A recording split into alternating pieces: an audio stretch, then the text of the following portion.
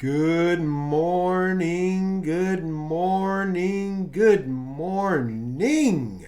The sun is shining, the birds are chirping, and you are breathing.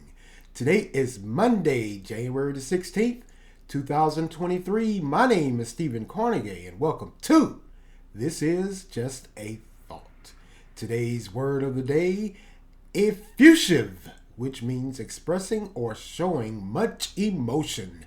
Effusive. I hope everyone is enjoying their Monday or will enjoy their Monday coming up off that weekend. Back to work we go. Back to work we go. Just is. Man, the weather here in North Carolina is looking pretty good, I gotta say, except for at night. Temperatures drop down into the upper 20s below freezing. And it is expected to rise up to almost 60 degrees today. I believe they said 56 or 57. Then later on this week, it's supposed to be 70 something Thursday. Gotta love this weather here in the South. Gotta love it. In comparison to other parts of the country, man, California is still getting hammered, slammed with this odd and unseasonably rain from that cyclone. That cyclone is still wreaking havoc. They're expected to get some more today. 19 people have died thus far. And in the South, the deep South, Georgia and Alabama last week, they got tornadoes. 9 people have died. Man, this is an odd and strange weather pattern continuing in the winter. I can honestly tell you, I can't remember the last time we've had tornadoes or severe weather to the point of rain and thunderstorms and tornadoes in the South in January. I just can't remember. I'm sure it's happened before, but I really can't remember. But man, California, wow. So much for that old Tony song. It never rains in Southern California. That ain't true anymore. I'm not laughing, but man, the devastation, it just continues. It just continues.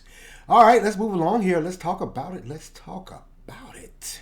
The NFL Wildcard games this weekend. Man, it was it's one for the record books is all I can say. Man, on Saturday, the Seattle Seahawks played the San Francisco 49ers. Seahawks lost 41-23. Really no surprise there. Deebo Samuels is back. Wow. He's still looking good. And this next game that happened Saturday night, man, that was a good game. The San Diego Chargers versus the Jacksonville Jaguars. Jaguars coming out of that AFC South. And man, they won 31-30 over the Chargers. The Chargers' fault. I thought it was the Chargers' game.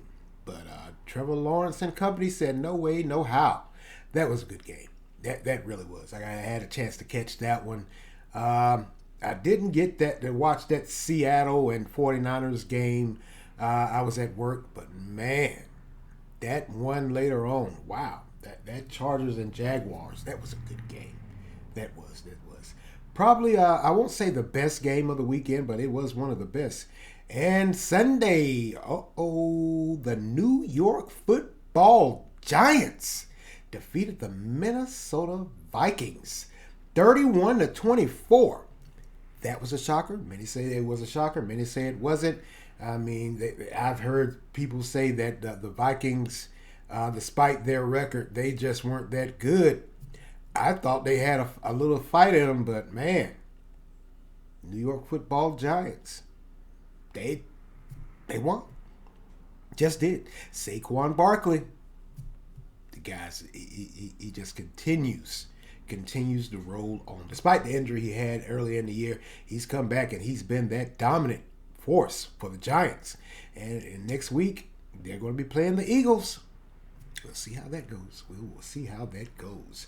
And the Miami Dolphins versus the Buffalo Bills. Dolphins lost 31-34. The Bills pulled it out. And so they're going to be playing the Bengals because the Bengals defeated the Ravens last night 24-17. I kind of thought the Ravens would hang in there, and they did look good and promising for a while, but then they just couldn't get it together. Just couldn't. The Bengals took over. So next weekend is going to be a rematch. Almost a month later, after that game was canceled, after the Buffalo Bills defensive player Hamlin had that heart attack on the field. Next week is going to be the Bills and the Bengals all over again. We'll see who wins that. We will see who wins that. Certainly, like I said, it was a great weekend for some football. It just was. And tonight, it will be the Dallas Cowboys versus the Tampa Bay Buccaneers. We'll see what them boys are going to do with old football Tommy. Can that stellar number one defense, can they hold football Tommy? We're going to find out tonight. We just are. Man. Yeah, those Actually, surprisingly, the Cowboy fans have been pretty quiet. Why are you guys so quiet? Guess you guys know, hey, we go through this every year. Cowboys get to this point and then they just skid and flop. Maybe they will, maybe they won't. Hey, maybe they can contain old football Tommy. We'll see. We will see. You guys ain't going to no Super Bowl once again. I just gotta say that. I just do. You guys ain't going to no Super Bowl. Just face the facts. You're not. All right, let's move along here. Man, in my last podcast, I asked why are the prices of eggs so high? Almost $10 a carton in some places or in some stores. Now, what they're linking this price hike to, one of the things, the main thing they're linking it to is the avian flu, the bird flu. Apparently a number of birds, almost 60 million, they're saying, had to be put down. So the demand is there, but the supply isn't. And they say, hey, that usually during this time of the year, especially coming off of the holidays, everybody, Thanksgiving, Christmas, everybody's at home baking and cooking, and they need eggs. So they're certainly used to a need for eggs. That's nothing new, but they just don't have a supply. They had to put almost 60 million birds down due to the avian flu. Now, that avian flu happened sometime last year, back around, I want to say the end of the summer. Somewhere around there, sometime in the summer, going into the end of the summer, the avian flu broke out, and hey, they had to put a lot of birds down, and that was also right around that time when we had that chicken shortage, or excuse me, chicken wing shortage, where went in the store, just like the eggs, the chicken wings were $10, $15, $20 a pack. So it appears it has now trickled down to the eggs. Stand to reason.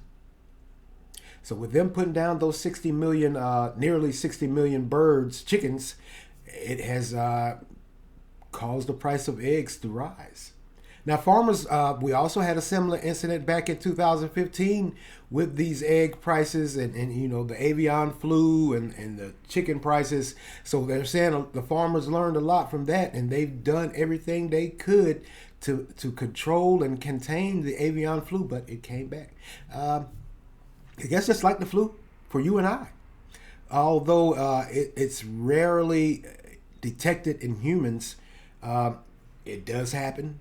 Same flu-like symptoms for regular old flu. Man, $10 for a carton of eggs. Wow. I'm sorry if I keep saying it, but man, it just totally blows my mind. Now, many of the economists and those that are in the farming industry are saying that we can expect the prices to come back down 6 months from now. So around summertime, hopefully, if we're lucky, prices of eggs will drop. We're going to miss the Easter egg hunt. So they're saying 6 months. So if you're planning an Easter egg hunt, you better set some funds aside for those the price of eggs, because it looks like they're going to stay that way at least to the beginning of summer or sometime during the summer. Man, we've certainly been having a hard go with the economy, inflation, the price of goods and services, and now the price of food. And just wow. Who would have ever foresaw this coming? I mean, we came out of COVID. and we were saying, all right, we're coming out, we're around that bend, we're seeing the stretch, the straightaway, we can see the light, and then wham, inflation. And that sent the price of goods and services through the roof. So now it appears a staple in our diet that, hey, it's now right up there with the price of other groceries. Just going to have to fight our way through it. Just are. Man, I don't know what to say. Like I said, if you're planning that Easter egg hunt, you better set some funds aside for eggs, because it looks like it's going to, the price is going to be through the roof. They're saying, the economist said that the prices of eggs now, that's 50% more than it was a year ago. Yeah, it is. I told you when I walked in the grocery store and looked at the price of the eggs, I almost fainted in the dairy case. I couldn't believe it. $10 for a carton of eggs. Wow. Just wow. All right, let's move along here, man. Uh-oh. Why, what do you know? Looks like President Biden finds himself in the hot seat. Uh-oh. They found some more classified documents, this time at his residence. Why, what in the world? The first round they found at what they called the Penn Biden Center in D.C. That's the little think tank he had set up for when he was running for president. All these documents go back to when he was the vice president under the Obama administration. So he had a little think tank in D.C. where he was meeting with people. They were advising him on how to run for office. And apparently he left, or his staffers left, some classified documents behind. And when the lawyers were going through his residence in Wilmington, Delaware, they found some more documents classified. Wow. Why, what in the world? Now, he's come out, and of course, he said these classified documents, he takes it very seriously. He understands that you can't just leave classified material laying around. The classified documents were intelligence briefings and memos on foreign countries, and of course, he knows some stuff dealing with the U.S. Internally also. So these documents were just left laying around. And apparently his lawyers and other staffers, they were going through that Penn Center. Then they went through his residence. When they found those at that Penn Center, they went to his residence in Wilmington, Delaware, and they found some more. Now the president, like I said, he came out and he said, hey, I understand completely. I take it very seriously. But he blamed, or as he said, or alluded to, or flat out said, it was possibly, or it was flat out some... let me make sure I get this right. He said it was the result of some sloppy staffers. Now that has spurred many Democrats and Republicans. They're asking for the Department of Justice to step in and do an investigation. Hey, the same day they appointed someone to start the investigation for the ones that they found at that think tank in D.C., that's when they found the other ones at his home in Wilmington, Delaware. Now, when he was pushed about the matter, like I said, he came out and said, hey, I understand completely and wholeheartedly that these classified documents are seriously, and they need to be taken seriously, and they need... Okay. So, you have two separate instances and two separate residents, well, one resident and one office where these documents were just laying around or were left behind by sloppy staffers. Now, here's my question. Here's the catalyst for me. And I'm not going to do the little compare and contrast thing between him and Donald Trump, which is what the media and news outlets and Democrats and Republicans have been doing for the past few weeks. I'm not going to do that, even though it's eerily similar. My question is this. How often does this go on? How often are these documents just misplaced? because that's what it is. They're misplaced. I know you have briefings, but don't you have a debriefing? Don't you take up the material, or is it because I gather you're in a high position, so maybe there's a chain of trust that says you can hold on to the documents and you can keep up with them. I guess when you leave or wherever you go, you take them with you. But it appears that's not the case. Because just like with President Trump, when he left office, he took those documents. And just like with now President Biden, when he left the VP, he left those documents. I think that's the compare and contrast between former President Trump and President Biden. One took him from the White House, and the other just misplaced him in his own home, in his own office. How often does this go on? And why isn't there any oversight to make sure once these documents are placed in the hand of those that are entrusted to, hold on to them and keep track of them? Why isn't there some oversight to say, hey, can we get those documents back? There's certainly, I think after these two instances, and quite possibly, hey, to be honest with you, I think there's going to be some more instances also that come up. I think they're going to start changing the way they do business in the White House and the Department of Justice and the Intelligence Committee.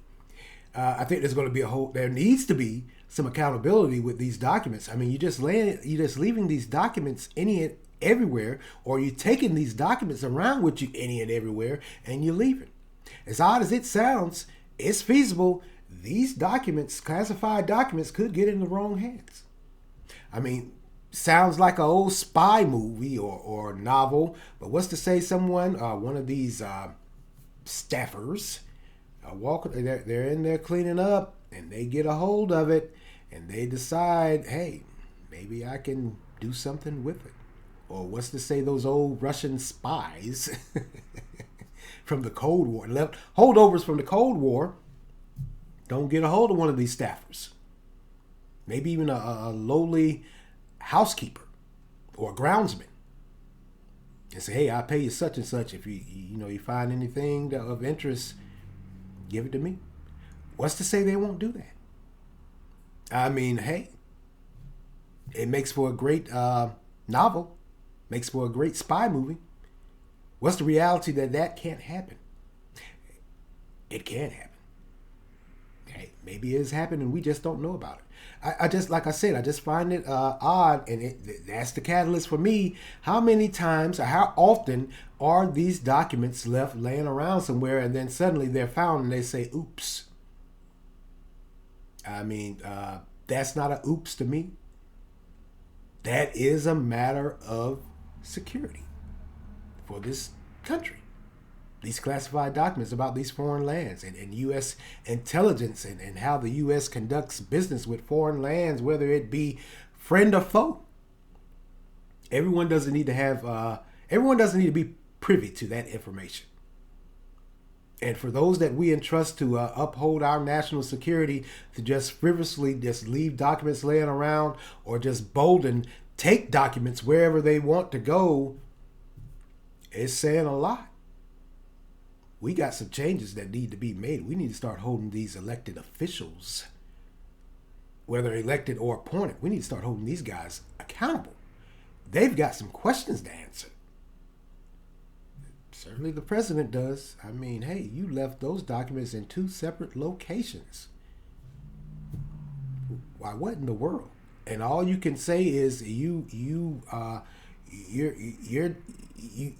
believe in classified documents and their security, and it must be taken seriously, and you do. But then again, you turn around and say, hey, it was a result of sloppy staffers. Are the staffers really responsible for your intelligence briefings and the documents? If it's placed in your hand or placed in your care, isn't that your responsibility? I would think. I mean, for you and I, it would be. Maybe there's a different set of rules for elected officials. Apparently. We'll see. We'll see. But, of course, President Trump has chimed in. You know he had a lot to say. He just did. Of course, he said, hey, why? What do you know? Are you guys going to do the same thing you did with me? It's time for the Department of Justice to step up and find out what's going on. He's right. He just is. It may not be a compare and contrast, but you just got documents lying around everywhere. And who knows what else might pop up. Man. All right, we'll keep an eye on that. Man, classified documents just laying around any and everywhere by oops a stance. Oops. I forgot about that. Wow. Just wow. Just wow. All right, let's go get it. Man, you know I talked to you guys some weeks ago about the newly elected, now disgraced Representative George Santos from New York. He finds himself in the hot seat too. Boy, these politicians, whether Democrat or Republicans, can't stay out that hot seat. Now, as I talked to you guys about as it relates to him, it was found, it was discovered, it was revealed that he lied. He pretty much lied about his whole damn campaign. He lied about his credentials, lied about his business, he lied about his family, he lied about his religion. But now, there's a call for him to resign, step down. I got to kind of sort of agree with you. But apparently he can't be removed from office for lying, but he can be removed from office for campaign finances. Now these campaign finance laws, these are laws or regulations that politicians must follow from money that they take in. Long short of it is the money you take in to run a campaign, you can't use it for personal use. It has to all go towards your campaign. You know, your traveling, your campaign ads, your speeches, your dinners, or whatever, or what have you. But it's been discovered that Representative Santos may have not only just used this one instance with those campaign finance laws, he may have misused that money to rent out an apartment that he termed, where he filed the paperwork, he said the apartment was for staffers. $11,000 a month. Apparently there's an apartment somewhere in Long Island, to be exact. It was $11,000 a month. So, what happened? Well, apparently there's a neighbor or several neighbors that say, hey, we've seen newly elected disgraced Representative Santos and his significant other in and out of that apartment. They were staying there. Can't use that campaign fund. Can't use those campaign funds for personal gain or personal use. That's personal use. That money's supposed to come out of your own pocket. Whether you're getting those funds from the private contributions or the public, it's supposed to be used for that campaign and that campaign only. You're not supposed to be using those funds to do what you want to rent you out an apartment or buy gifts or dinners or whatever or what have you. And it appears, according to that witness, that's flat out what he was doing. Him and his significant other were staying there. Now there's a chairman, the chairman of a House Oversight Committee, a Republican from Kentucky. Of course, he's came out and he's saying that, you know, the red light or the red flag was raised during the midterms.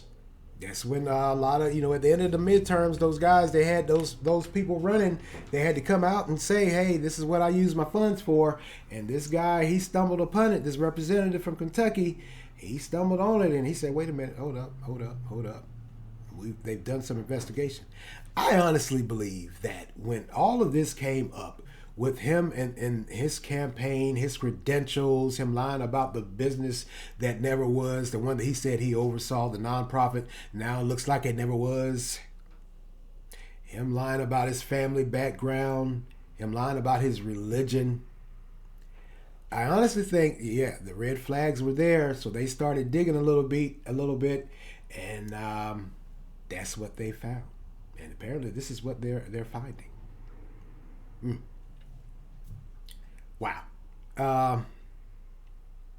I honestly believe wholeheartedly, you should resign, step down.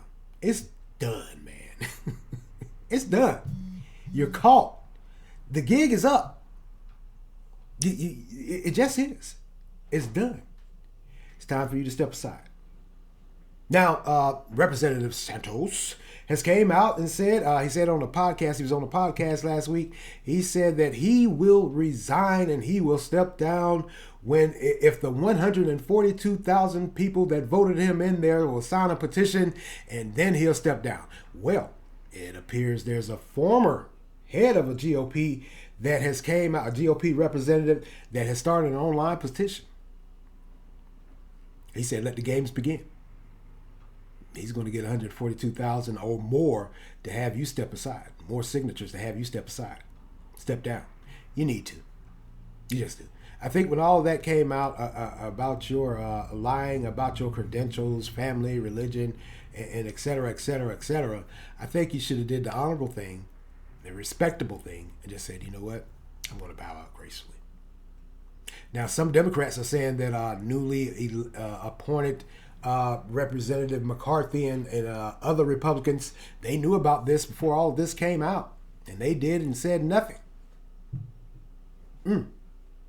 If that's true, maybe they did, maybe they didn't. But whatever the case, we know now, it's time for you to step aside, step down. It's time to go, just time to go. From that $11,000 apartment for you and your significant other that you were using campaign funds to pay the rent, that alone. Like the gentleman that sits over the committee said, we can't kick him out for lying, but we can kick him out for abuse of these campaign funds. And that looks like what they're going after. They're going after the easy. So apparently, I guess this is politics. You can lie your way in as long as you don't steal money. Apparently, that's what it seems like. I mean, that's essentially what they're saying. I got to be honest with you. That sounds like what they're saying. That is what they're saying. Saying, no, we can't kick him out for the lies, but we can kick him out for that campaign funds. Him taking that money, doing whatever the hell he wants to. Wow. A lot of people in New York, if I was a resident of New York, there's no way in the world I could trust you. You lied. You lied about everything. You lied about your credentials. You lied about your family, your religion, yada, yada, yada. And now we find out that you're stealing money. You stole money for your own personal gain. I mean, $11,000 a month, and you're representing the state of New York. And there's a lot of people that get out and work every day in New York. That part of that district that you represent, I believe it's Long Island or somewhere around there. A lot of folks get up and go to work every day, and they can't afford $11,000 a month rent. And here you are getting campaign funds and paying for you and your significant other to stay there. You're supposed to have your own residence, I thought. That might have been what tipped the flag. What tipped the scales of sorts, if I could say that. Oh, man. Yeah, but it's time for you to step down. It just is. It just is. And back to those classified documents. Wow. That is... I'm gonna be honest with you. I'm sorry. You just can't explain that away to me. You can't put it on sloppy staffers. You're personally, in my opinion, you're personally responsible. You were the vice president. You got these briefings and these memos and intelligence information, however often. I'm sure you knew, or was it was explained to you that you couldn't leave these classified documents laying around. And you come out and say, yeah, I take classified material very seriously. It's nothing to, brush aside. But it's probably sloppy staffers that left these documents laying around. Why the hell are the staffers looking at classified documents? Maybe they have security clearances. I'm sorry. Chances are they don't. You left those documents laying around and they picked it up because they found it. Those lawyers and other staffers were going through those offices and your home and cleaning and found those documents. Wow.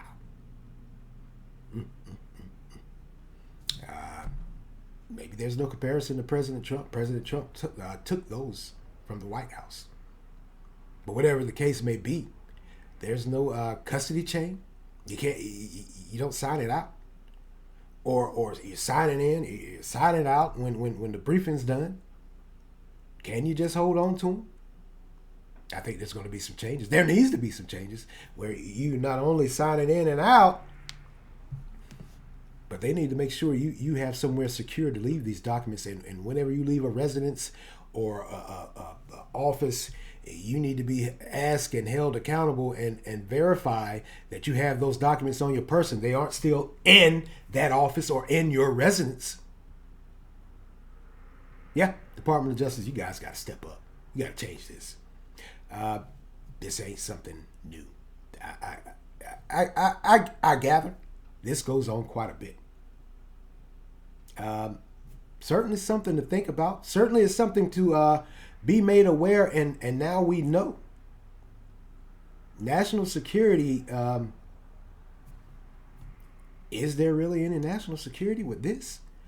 You may be saying, well, who knows what was in those documents? Who knows what was in those memos? Who knows what was in those intelligence briefings? Just like I said earlier, a lot of that stuff we as regular old folks, we don't need to be privy to. And Lord forbid if it gets in the wrong hands. Any and everything could happen. Just a thought. Just a thought. Whatever your political affiliation is, or whatever, whether you like President Trump or you hate him, or whether you like President Biden, or hate him, that's national security.